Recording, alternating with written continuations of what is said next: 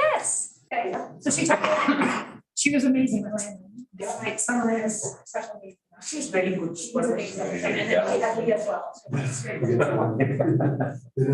She keeps doing that. We can get together. All right, call the meeting to order.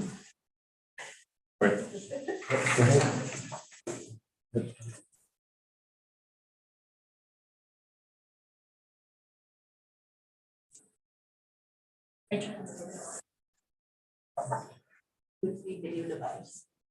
I thought we were ready to go.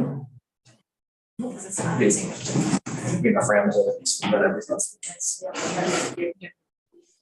I don't promise to be fine with that. Can you grab IT? Yes.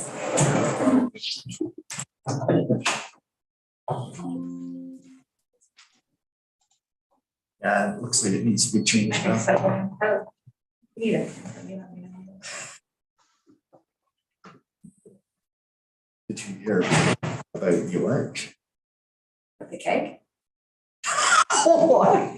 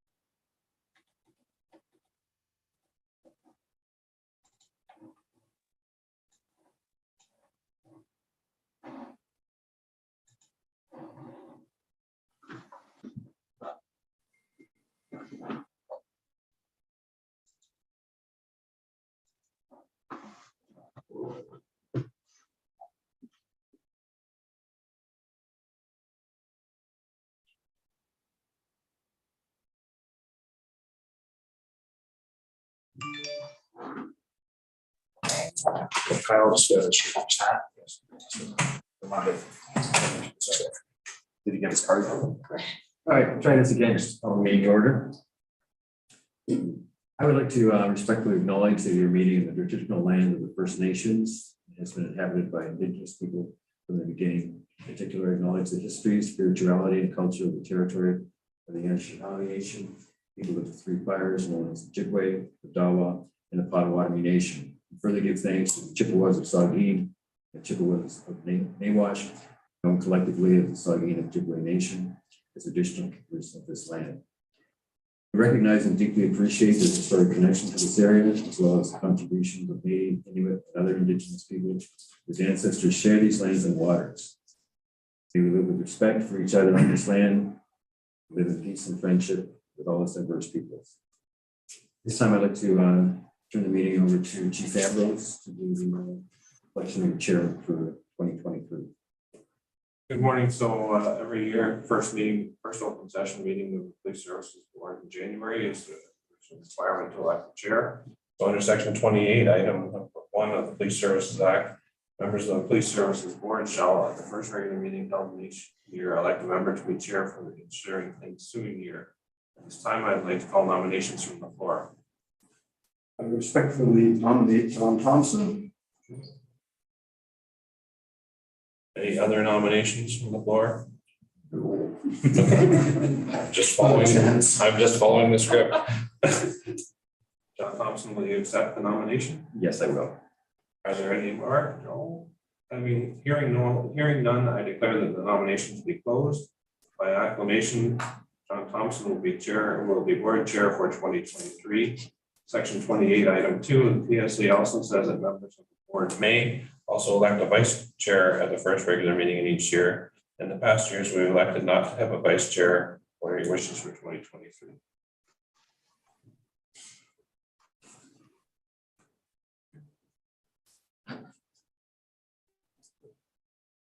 You're going to take all this? Yes. I'll nominate Gareth as the vice chair. Mr. Grace, will you accept the nomination? I will. Are there any other nominations from the floor?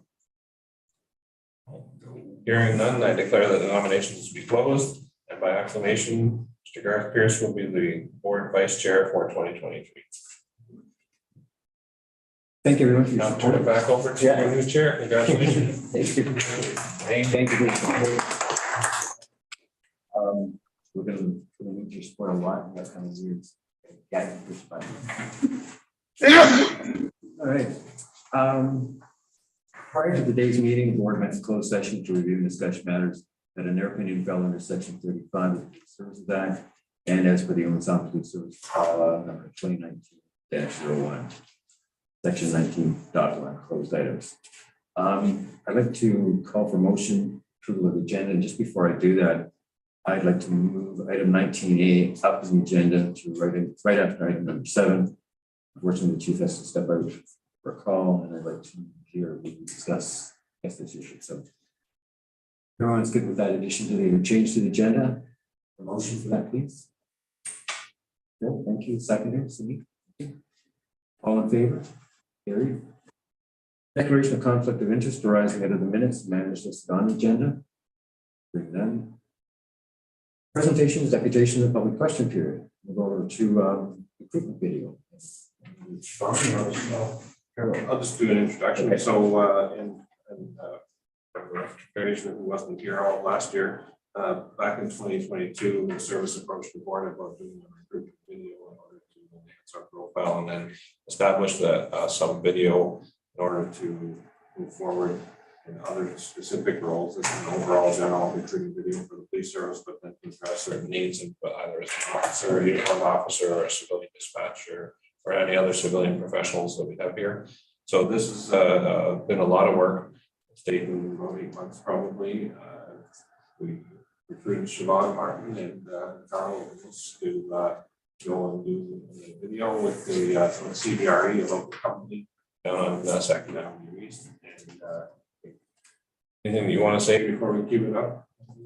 I think we just want to say thanks for supporting this project. I speak for both of us that video production was something new to both of us and maybe a little more work than what we ever imagined, but it was a lot of fun putting it together. A lot of work, but a lot of fun.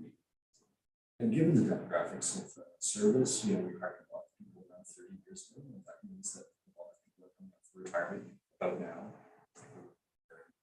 3 people in 2023, and probably 5 or 6 in the next 3 years, and we really need to be able to attract solid candidates. And I still think the area is very much a hidden gem. Whenever a new person moves to the area, I always ask them, what brings you here?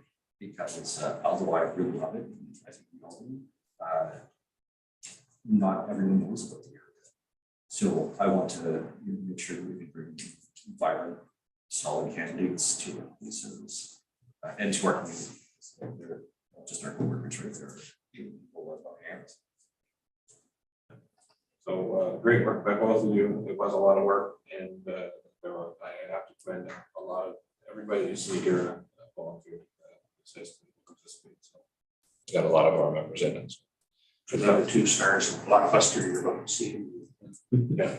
But being stalked by Talmud agents, seems this thing hits the streets. Brian Bale.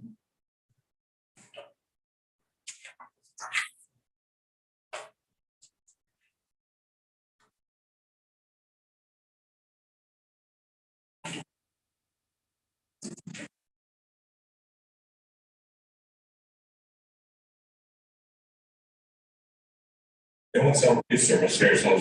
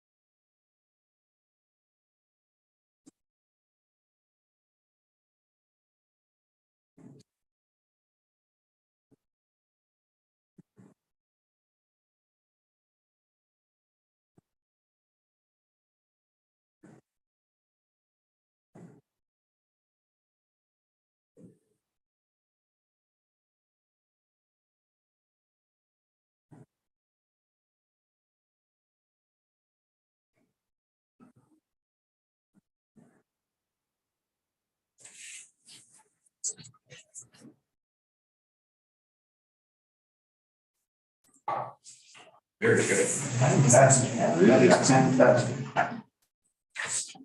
Too late for the Academy Award. 2025 should be okay. No, great work and very professional and product working with CBRE. It was time consuming, there was a lot of work and it was back and forth, but I think the product certainly justified that. They were a great partner with, good to have a local business that could do that here in town, and I think the results speak for themselves. It's available, will that be available for us to share with other community organizations? And that'll be on our website. Yes. Available. to the We public. we want to show it here first, and then I'm gonna show the Reach Center this afternoon. So I'm very excited to see themselves on the screen, and then I think the plan after that is that Jason Craney can release it on our website and our social media platform. Yes, Excellent. So, certainly this will go as wide as we can get today. yeah. Thanks very much, Thank you for having everyone. us. Thank you. Thanks.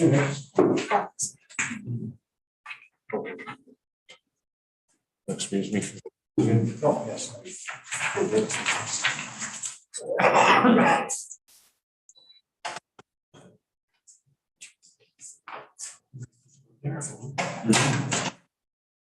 Ian, do you think council would be interested in seeing it?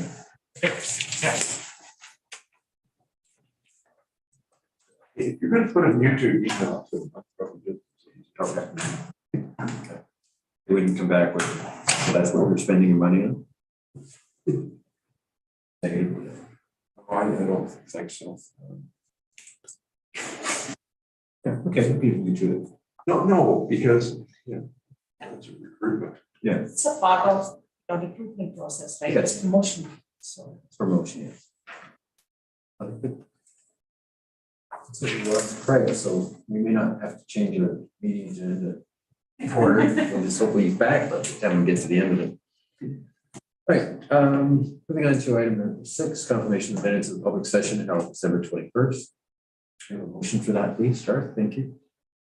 The seconder, Jill, thank you. All in favor, carried. Okay. Any business arising in a public session minutes of December 21st, 2022? Hearing none.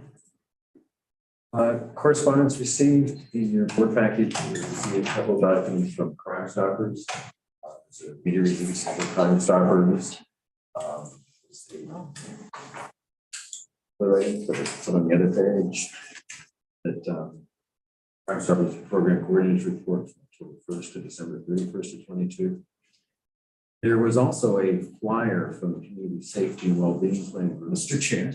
Yes, sorry for the interruption.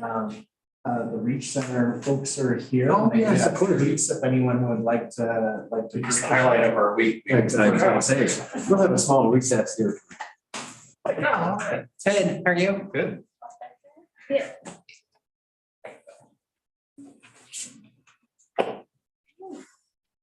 Hello. Kyle, you want to share with them what we have? Today we have chocolate chip cookies, black bean brownies, hello dollies, and these first. I'll be the first and I'll take one Hello Dolly. Actually, if Krista's missing, then I'll take 2, please. And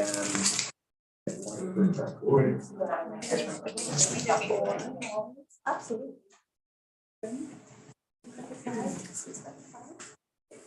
That's pretty good.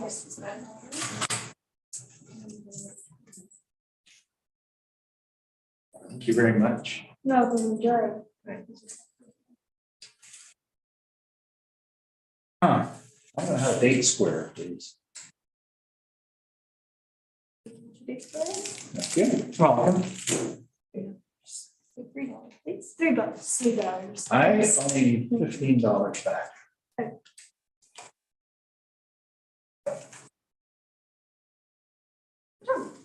Thank you very much. You're welcome. Thank you. Enjoy. I will.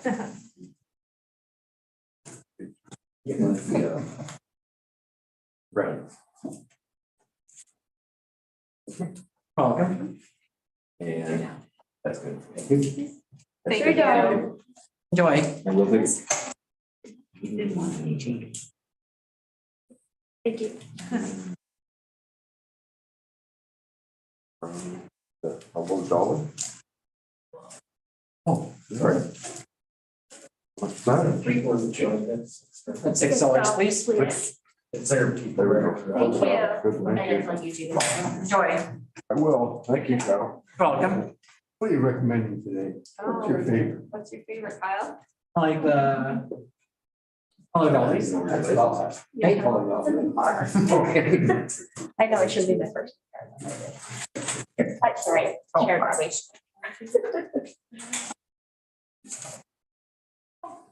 There you go. Thank you very much. You're welcome. Thank you. Enjoy. Thank you. Appreciate it. Could I have a $100? Absolutely. That's $3, please. Thank you. I don't know, you just did it. So two. Bring up $5. And you still need to give me $5.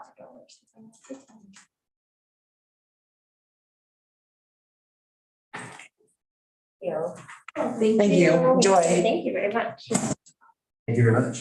Thank you. Oh, one more. Hi, Ann.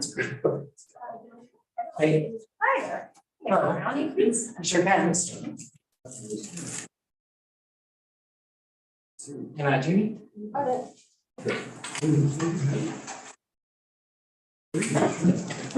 Thank you. Welcome. Enjoy. Thank you. Thank you very much. Thanks, Roger. See you next week.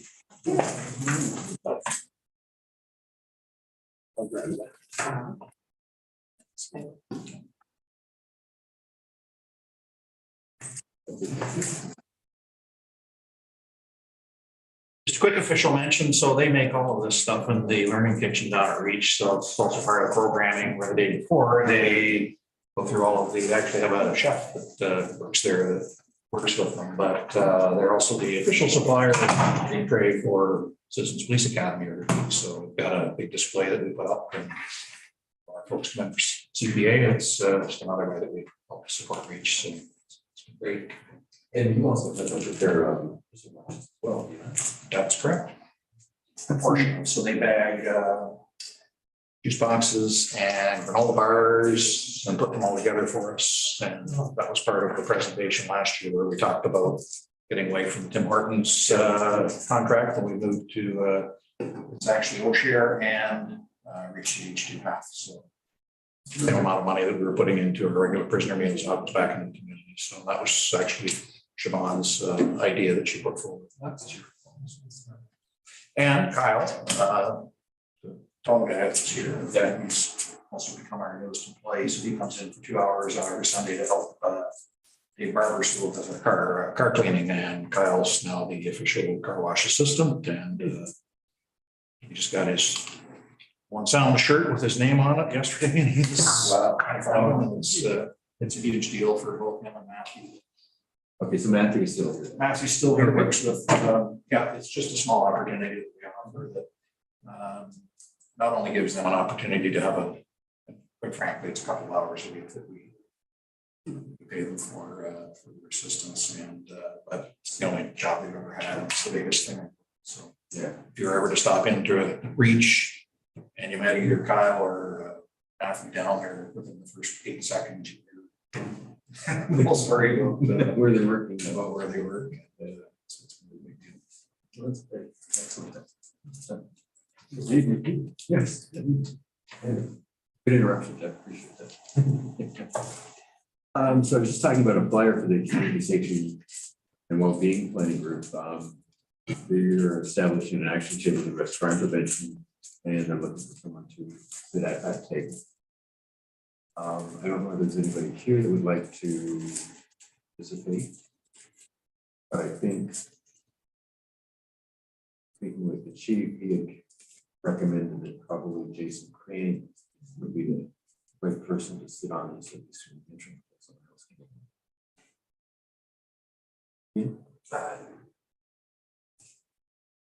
I've expressed concerns at the county level that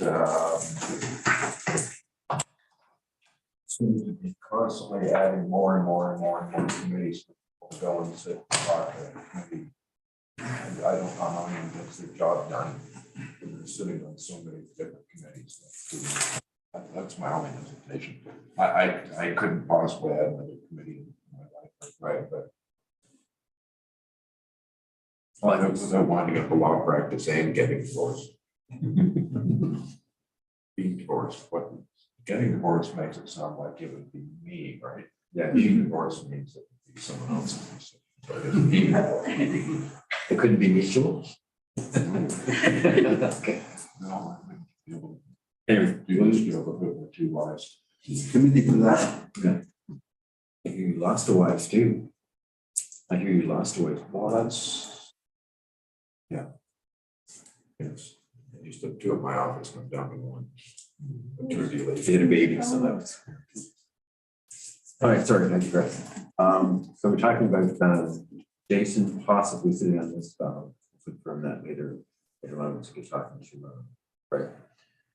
Moving on to the chairman's report. I don't have anything to report at this point in time. Moving on to governance. Dwayne, do you have anything under governance for the open session here? Through the board chair, no, I think you pretty well have all the information, so there's no further updates in terms of governance. Thanks. Okay, thanks, Dwayne. Appreciate that. Next is an update on progress with bylaw policy and review plan. Pardon me. So Kayla's gonna be quiet on this because she can't talk, and I'm trying to run it through a little bit. Okay. Since Kayla and I last met with Dave Preston, which was late November, we reviewed 24 bylaws and over 94 policies. Dave's created a number of new policies that are based on ministry guidelines and suggestions. All the policies and procedures mentioned in the bylaws and or the policies have a corresponding policy or procedure with police service itself. During our review, we found a couple of spelling errors in the bylaws, that's surprising, and that there remain some duplicates in the policy. So we'll to if we can bring those together. We plan to meet with Dave between now and our next meeting to finalize and bring a completed package to the board here in February for your review. We have a pretty comprehensive list that we will provide for that review. I don't think we want to review each one of the policies and bylaws individually at the meeting. So depending on the outcome of that next meeting, we will probably be able to look forward to approval at our March meeting. And I think what we'll do is we'll provide you with a listing of all of the bylaws and the policies with a short description, short comment of what we're supposed to do. If we've deleted any, or we've revised or appealed, or whatever the case may be on a bylaw or a policy, we'll note that too. We'll make sure that we have signed copies, hard copies in our file, and Dave's already made some suggestions how we can file those electronically. And I also think he talked about indexing them as well. So it's a good way to retrieve them or something. And he talks about using a bylaw for such and such. Rather than going through all the bylaws, you can just do a quick search and show up. So that's where we are with that project. It's I thought it was going to be an easy Christmas and New Year's, and yeah, it's pretty basic focus. All right, moving on along, I guess we move to reports from Inspector Fisher. Thanks, Chair. So in terms of the CID and drugs report, much of our month of December was actually covered by the very first event you see there, which is drug offenses. But so we try and do a number of events here every year, which are provincially funded projects, especially as related to drugs. So you might remember a year ago we had Project Dragon, which was very similar. This year we ran Project Winter. Basically what this is we apply for funding for the Criminal Intelligence Service of Ontario. We will fund certain types of enforcement projects in different areas. So we received funding from the CISO, and then through the first couple of weeks of December, it was all hands on deck, not only for CID, but also our core unit. We also brought in a number of investigators from other organizations external to the service. That was all done in support of a large-scale project, which was focused around drug trafficking in Owen Sound. And as a result of the end of that project, it resulted in five individuals being charged. We anticipate there will be at least another one coming future, 21 offenses, over $8,000 worth of illegal drugs being seized.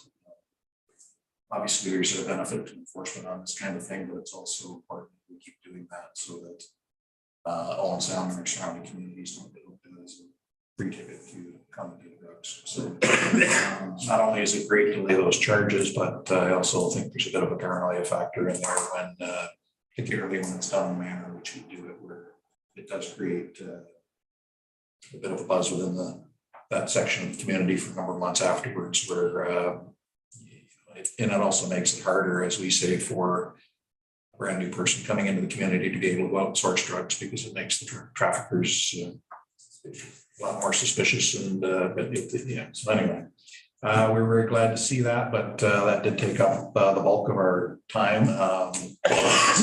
We also had, obviously in December, it does cover off a lot of people take holidays through that.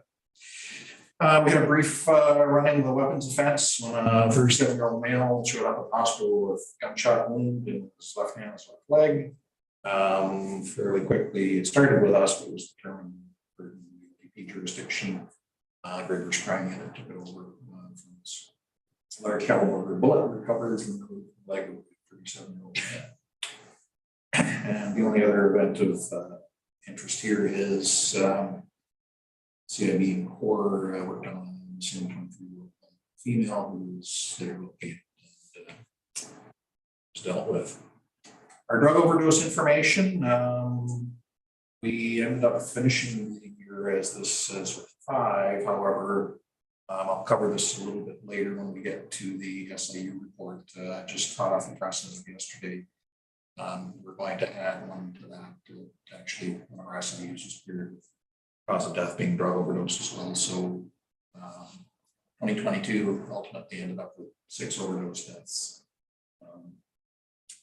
Obviously, compared to 2021, our numbers are reduced. We still don't know what the impact was of COVID and all sorts of things as it contributed. It's a common, I mentioned this before, but it's consistent with the rest of the province. Everybody saw a spike in health related calls in, and also in drug overdoses and that sort of thing that we are seeing starting to do a decline here. So still not great to have those numbers up there, but it's good to see that we have come down from our peak in 2021. So without any questions, that's the CIB. And in terms of the auxiliary unit, December is always a busy month for the auxiliary. First piece there speaks to our annual auxiliary food drive. That one, as you recall, for years has been typically run by Dave Barber, who retired earlier in the year, and it's since been taken over by Special Constable member, auxiliary member who was also Special Constable Hannah Morgan. It was run over the weekends you see there at the normal locations, Metro Food Basics and Zares. And we gave a little bit of a peek at the numbers, but these are the official numbers for this year. So we collected 1,830 pounds of food and close to $5,000 in cash donations. So all the numbers are down this year. I think that was probably something we expected based on economy and the price of food and that sort of thing. It's still some impressive numbers. So proud of our auxiliary for keeping that going. The chief and I, we had our final meeting. We ended up taking the members of the auxiliary unit out for a little bit of celebration for their year and the amount of hours that they put in. We are just starting our interview process for new auxiliary members because we've got a couple of resignations over the past year, so that process is ongoing. We hope within the next few months we may bring on as many as 5 or 6 new auxiliary members this year. And total volunteer hours for the month of December, 143. Any questions? That's the auxiliary. It's just interesting in the language. So they gave freely of their time to service. Correct. I think so. Yeah, every month when you see that number at the bottom, that is the volunteer hours that come from And lastly, our core. So core again speaks to Project Winter, which was the one I referred to. The core unit was fully engaged in that with our criminal investigations branch. So the bulk of the month was actually working the operations of that project and the paperwork. I touched on the next one a little bit last month, but there was a very interesting human trafficking investigation that Constable Martin and Constable Bridgman worked on. It involved two female youths being trafficked by a 43-year-old and sound male. It resulted in 7 sex offense related charges against the male. There was a number of search warrants, production orders, and that sort of thing done on cell phones of both the victims and the accused. It was just a very interesting case in terms of the dynamics of how it all kind of panned out without getting into a lot of the details. They did a tremendous amount of work on that. It was a bit of a head scratcher at the end, but the two sort of paired up and they spent a lot of time on that. Right in various just it was very good that at the end they actually were able to identify the person. That was one where it became complicated because a lot of the text messages and that sort of thing were going back and forth. We're going through an app that was designed to try and keep those sorts of things anonymous. So they had to work at it from about 10 different angles to try and combat the attempts that the accused made to try and keep himself anonymous and out of this. So they did an awesome job on that. Foot patrol hours are down, as to be expected with those two things that consume most of the month. Constable Martin assisted Toronto Police with some interviews related to assault allegation of a child. She is trained child witness investigations, and all 3 of our officers in Corps had a week of vacation through December. So that's the Corps report.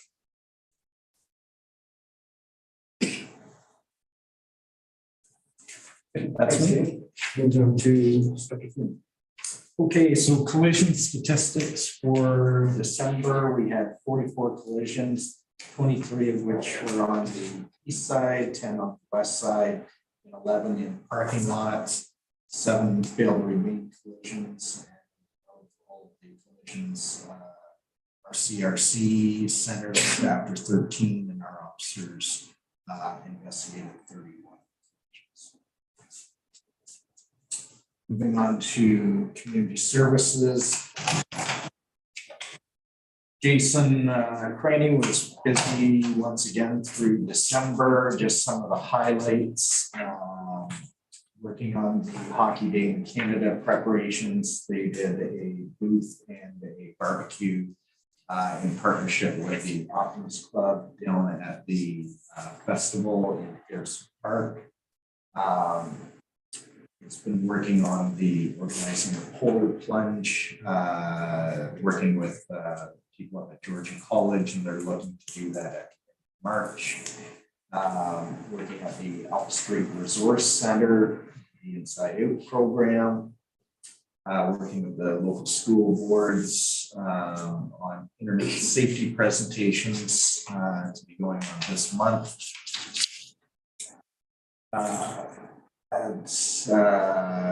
Attended Alexander School for their Christmas luncheon, and Grey County Housing for their pop-up Christmas tents, and also working on some of the media that we do through the holiday season on the with the Sun Times and the Don't Drink and Drive campaign. And there's some photos there previously at the luncheon at Alexander School, and also our attendance at the National Day of Remembrance down at the market. We attended there. Moving on to lost hours and training.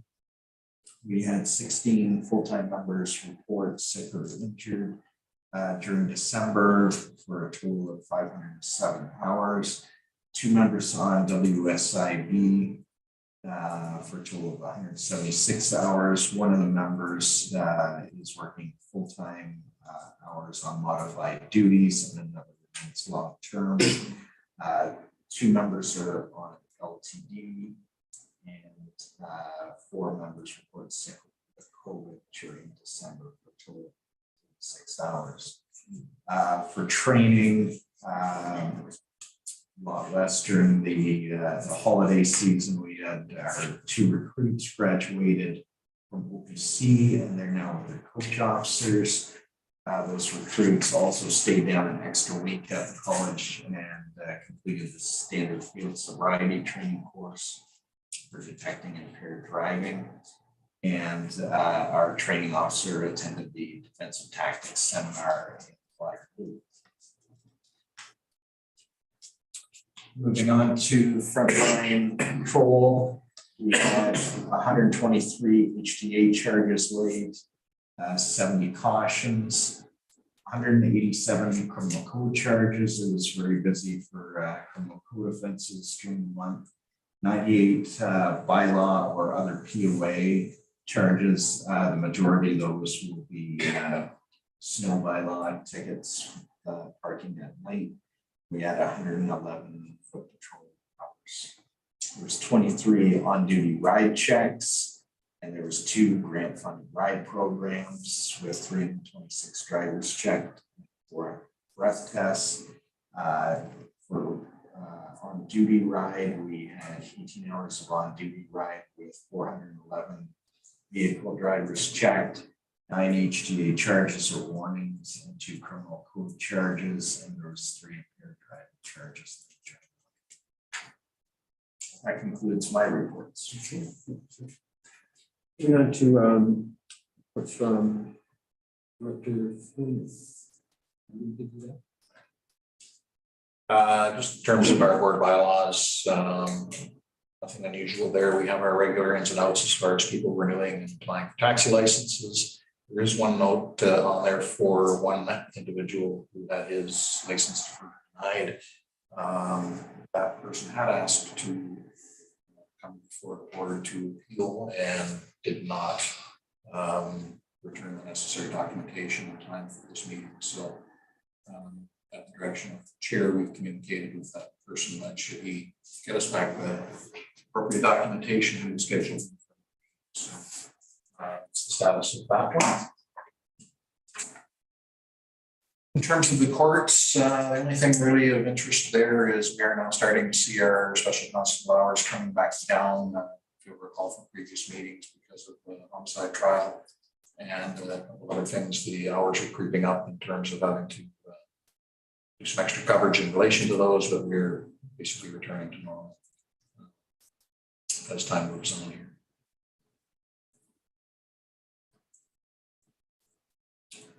And as far as records, again, the records, main interest on the records report is their bulk searches.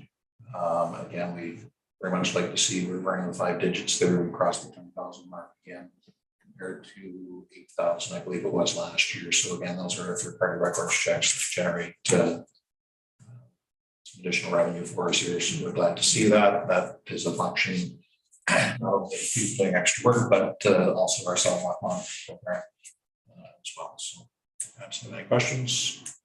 That is Director Flunney's reports. Thank you, Section. Moving on to Director of Corporate Services. I can look after that. So during December, we saw quite a steep increase in the number of calls for service. We had 1,446 calls compared to 1,263 last year. That's a 13.5% increase. And then that rounds out the year, and we ended up with a total of 18,197 calls for service in 2022 compared to 16,951 in 2021, marking a almost a 7.2% increase over the previous year. Our charges went down just very, very slightly. 1,949 charges in 2021 and compared to 1,896 in 2022. So about 50 is the difference. So fairly sharp increase in calls for service. And these calls for service are just for sound. Yes, Right. That include all the increases that are coming from the other There is dispatch for as well, you know, that's just what's taking up as well. Just a comment on that, I added the information at the bottom and bold, just so that the board had an accurate idea of what happened end of year. But I've asked Mark Gload, our new analyst, to complete some analytics on the calls for service, the types, the breakdowns, the changes year to year, not just from 2021 to 2022, but going back 5 years prior to COVID, and seeing trends in there. There will be anomalies throughout COVID because of the lockdowns and such, but just so the board can know that, that's going to be in next month. Any questions for the inspector? I just want to say, why don't we include the calls from outside Onsam? Like, this doesn't just say that it's the Onsam. So the stats that you're getting just strictly relate to the Old Town Police Service. The board, I mean, if the board was interested, we could do a show of all the calls that we received 911 across all the different municipalities. It's just that we dispatch in some different areas. Yes, there's an increase in call volume there, but that's more to whether or not we have adequate staffing and what those numbers and how that reflects on that than it is necessarily our demands internal. That presentation is actually already done, and it's our Citizens Police Academy presentation for the back half of tonight's communications, where all that's covered in terms of all of the different calls they have for all of the different services and all the stats are in there. And that's probably one of the things we're starting to bring back the presentation for each of the morning. So I'm over here this morning with that presentation, but we had been doing one previous. I think we're going to start bringing those back, and some of them will be the Citizens Police Academy things like dispatch. We haven't heard from dispatch in a while, so we'll bring them in the talk.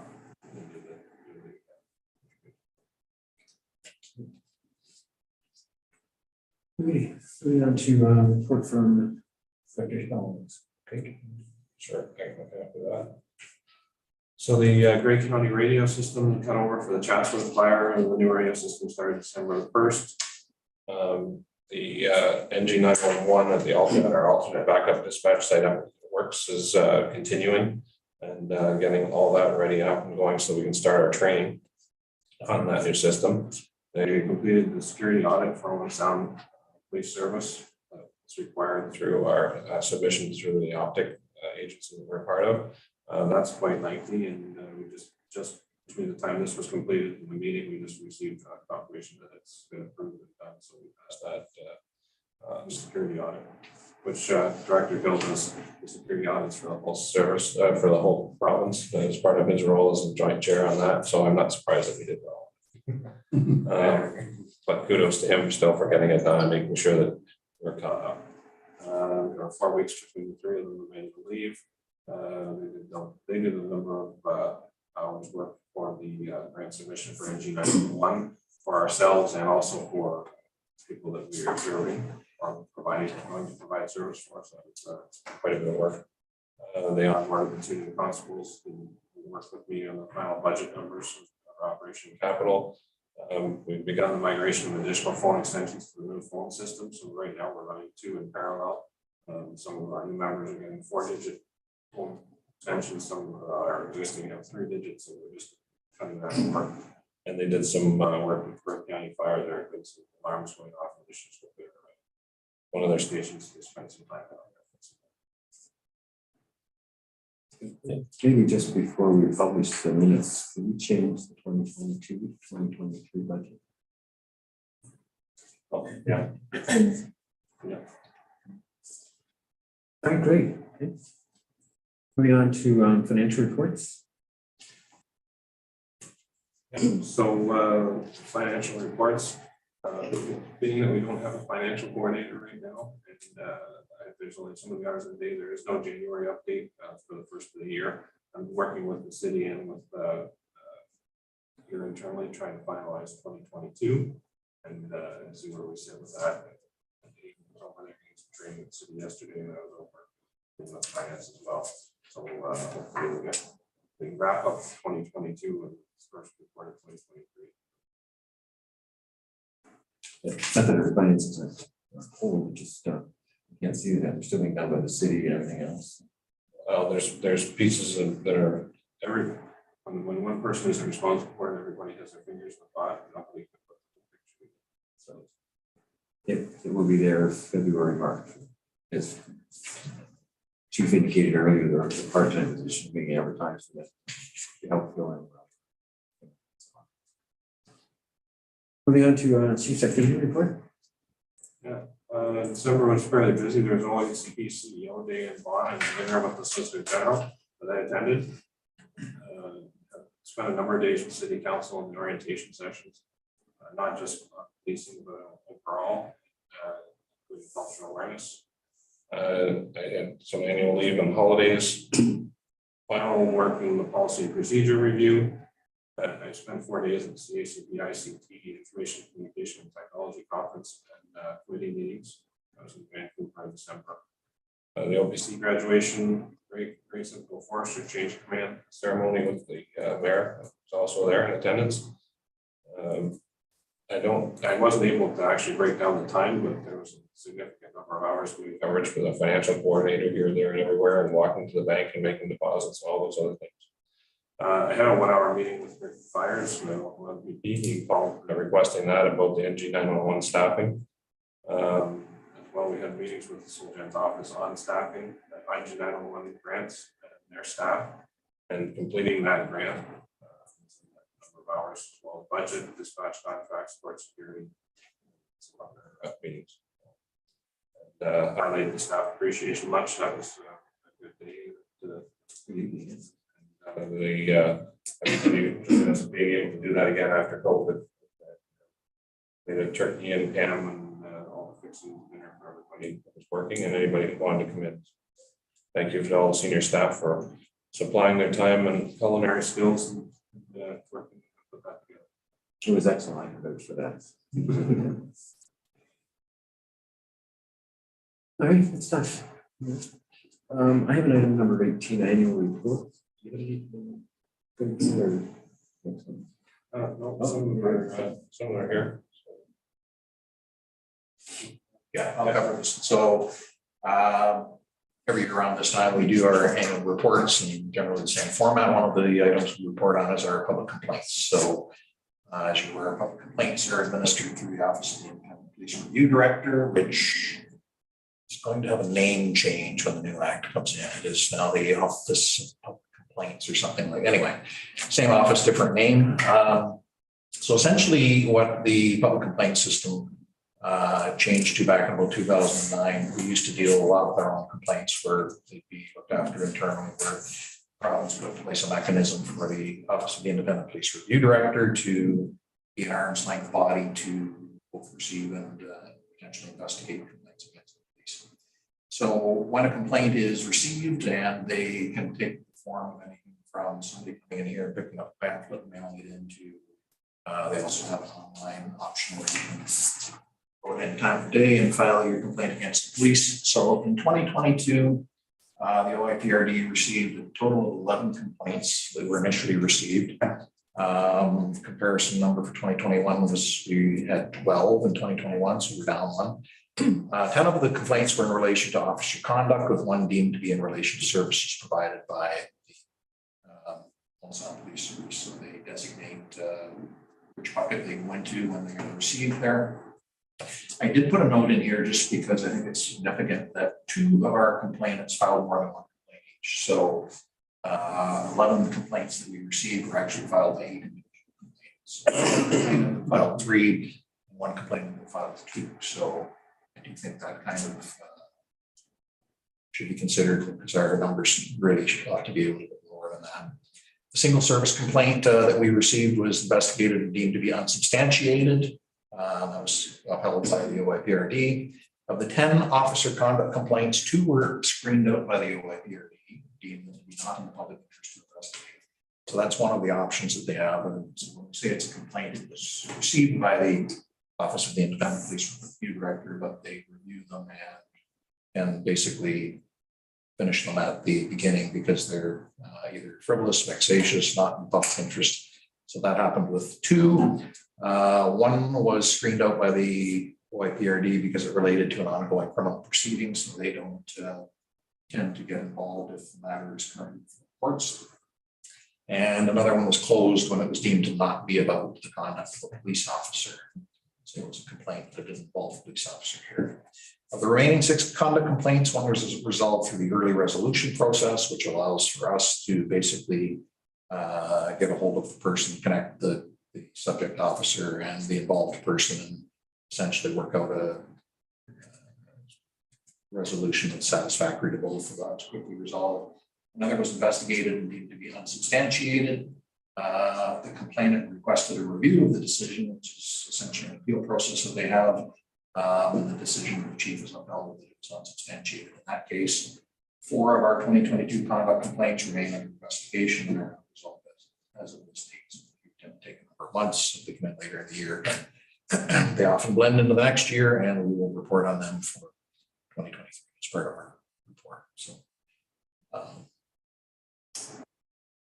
And this is just a couple of extra things. We had 2 of our civilian directors designated as witness officials for a West Gray complaint, and that was essentially, in other words, the complaint wasn't directed against our service, but because Directors Hill and Matheson both had there was IT and communications related questions, so they interviewed them in relation to the West Gray complaint. And finally, in December, our service received notice of an application filed with the Human Rights Tribunal of Ontario. Service was named as one of the several defendants in application that alleged that Owen Sound man's rights were violated during a call attended by the police back in 2020, and a response to that application has been filed. I'll wait for further information.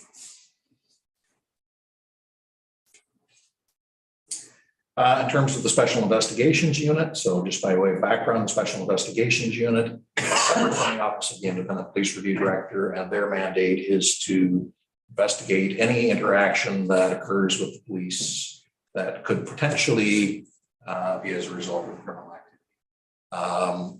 But also their mandate essentially says we notify in cases that trigger the mandate, which is ultimately a threshold level for an injury or that sort of thing. So anytime, for example, somebody who comes into contact with police and ends up having either admitted to the hospital or broken home, that sort of thing, no matter what the involvement was, it automatically triggers a notification to us, to the Special Investigations Unit, who then determines whether or not they will investigate. So for 2022, we had a number of opportunities where we did notify the SIU. So April, they were contacted involving an incident where a female alleged to have received an injury from a prior interaction with the service. The SIU initially invoked a mandate, later withdrew when they were unable to confirm that the injury occurred with the complaint. So in other words, she made a complaint at some point in her custody that on some previous occasion she received an injury, but the SIU confirmed that actually had happened. So they basically withdrew from that one.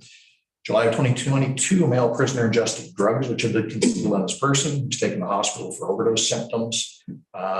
He survived and was released from that, but the SIU investigated this matter.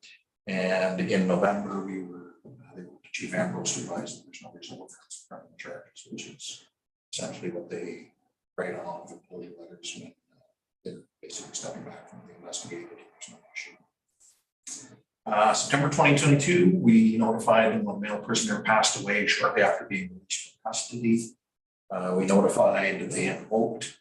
So in that particular case, a male prisoner had been brought in for some warrants. He spent about 7 hours in their cells. He was later released. It was something like about 18 minutes after he left the station. He ended up going into medical distress at a business downtown and subsequently passed away from that. So we actually, it was late yesterday, we just got the clearance on that one. And it's been cleared. That was when I mentioned before on our overdose, we originally thought that the man had some sort of medical issue, but it was determined through the SAFE's report that the cause of death was actually an overdose, and that he had very likely acquired some drugs and ingested them in 18 minutes between leaving the station and arriving. So that one has been resolved just as of yesterday, and it is now closed. And the last one that we have was in December. Male party received an injury during his arrest that resulted in the SIU being notified, and they chose to invoke and investigate. We have not received an report on that. They do typically take upwards of 6 months or so to get back to us. We don't anticipate that there'll be any issues with that one, but it will likely be well into this year before we finally get a closure on that. So those are our SIU matters. I think there's a second page there. So yes. During the year, the chief received a request from Chief Nolan Hanover regarding a SIU investigation for air service, which involved constable from air service being actually charged by the SIU related to the historic section several years prior. That officer was later acquitted by the courts following trial. And section 32(1) of that Ontario regulation makes a requirement that chief of police promptly cause an investigation to be conducted. When the special investigation unit does that, the chief has the option to request another service to do that investigation on their behalf. So Chief Ambrose volunteered me to do that investigation for them, and I did that and tendered a report to them as a result. So that was just an assistance that we did for Hanover related to one of their calls. Absent of any questions, to your special investigations annual report.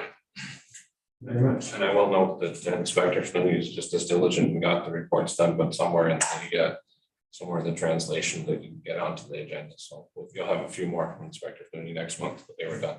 Maybe spread them out. Yeah. You'll have your share next month of all the other ones. Yeah. All right, great. Moving on to other items of business. I will hear about the wide grant for which is what's come up in 2020, 2022, 23, and 2024. Yeah, so the service was successful in acquiring RIDE grant funding, same as the last, I don't know, it's been a number of years now, 4 or 5, it hasn't changed at all moving forward in the coming years. So that pays for members to come in and do RIDE programs throughout the year, and then especially around major events, all of these things like that. So we use that money from the province to bring the members into the RIDE programs. We start around those major events. So Inspector Flynn coordinates that. Anything you want to add? No, that's basically it. We use it especially through the holiday season. We do have on-duty ride all the time that's going on, but we use that to supplement during events and times, and really good tool for decreasing.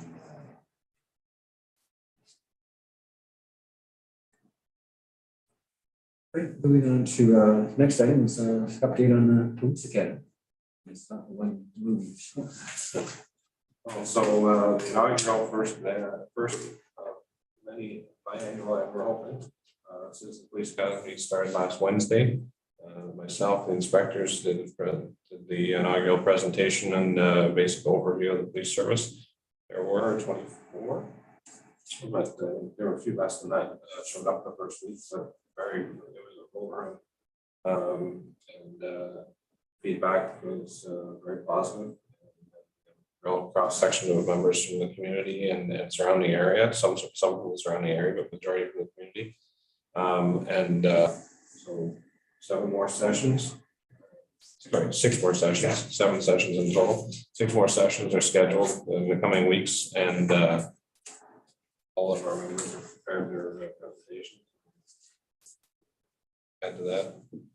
Yeah, it's new to our service. It's something that happens in other locations of the province, but I was particularly impressed here with all of our members that are doing these presentations, all volunteered to do this, all putting this stuff together in their spare time or coming in on their spare time to do it. But the quality of the presentations is just awesome. I'm even going to say, having done it many times elsewhere, even sort of the quality of our candidates, we're very, everybody there is either interested in policing or thinking of coming on here. They've got a clear connection to the community. We've got a counselor, we've got one of our media individuals coming out. I mean, everybody there is it's really quality candidate. I think you're getting a lot of this.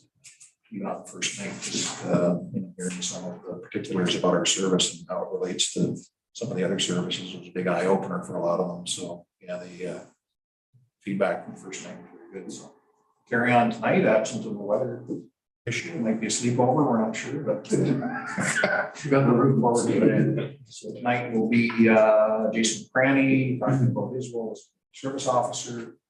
Siobhan is going to come up and talk about the core unit, and then the back half of it is two of our dispatchers will be able to talk about communications. And they put together a really good presentation that has a couple of really good examples of calls, like the actual audio call that they've done a really good job. One of them, I won't steal the thunder because I think we're going to show it to you down the road, but we had one of our dispatchers that I'll happily stand here and say saved a man's life just because of going above and beyond on the call that she did. And she's actually going to be here tonight when that call gets presented. So yeah, looking forward to that. Yeah, so as I mentioned, a number of those presentations, I mean, you were up to date on the core unit and the functions of the core unit, and Jason's done presentations, but there are other areas of the service that I think will bring those individuals in to do the presentation here as well. Hearing good things about the academy. Enthused by it. Yeah, it's great. And how many are attending right now? 22? 24. We have 23 or 24 tonight, but I mean, it would be normal. Several will make it any night. So we had about 20 here first night. We'll see.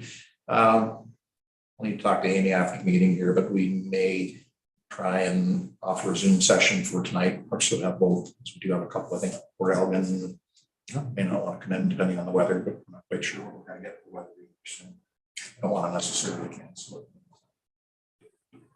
So that coming in from Port Elgin, do they have businesses on the sound, or is it open to any just residents? Some of it's connection to looking for leasing here and that sort of thing. So we've got one or two that might want to be a dispatcher. We've got actually one of our applicants that has just applied to be a recruit constable is in our CPA class. Others that are just interested in career policing. We actually have a relatively new immigrant couple that are here, and really it was more to, policing's not the same where we came from, and this is an opportunity for us to learn. And I think she's involved in some of the immigration stuff locally, so wants to be more informed about things operate here as well. So.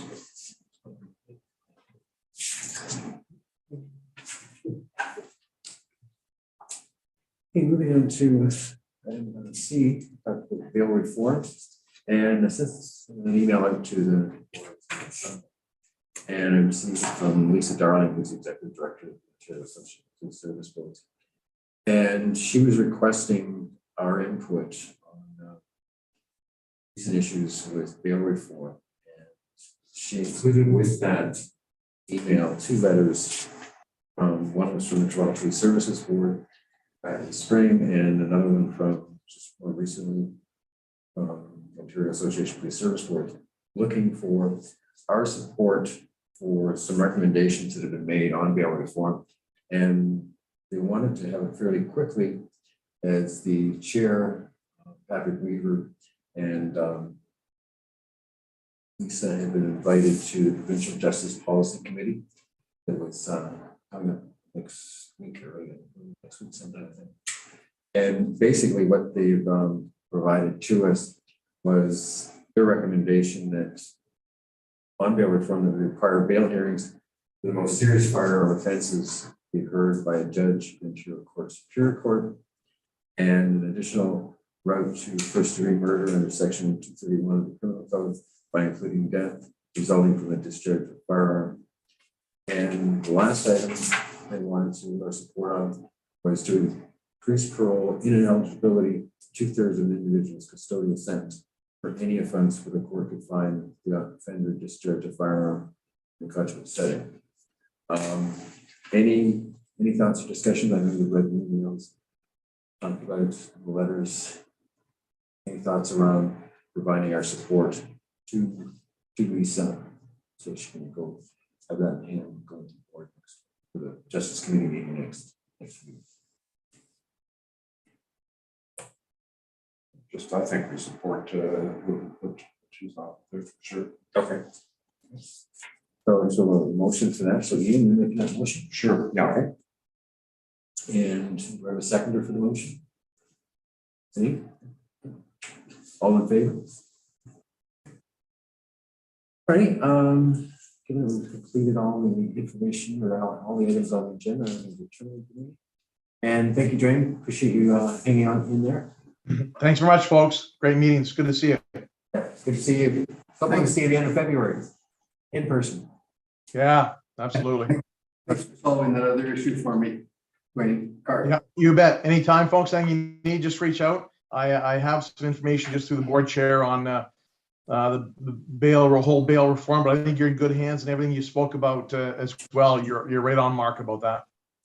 Good stuff.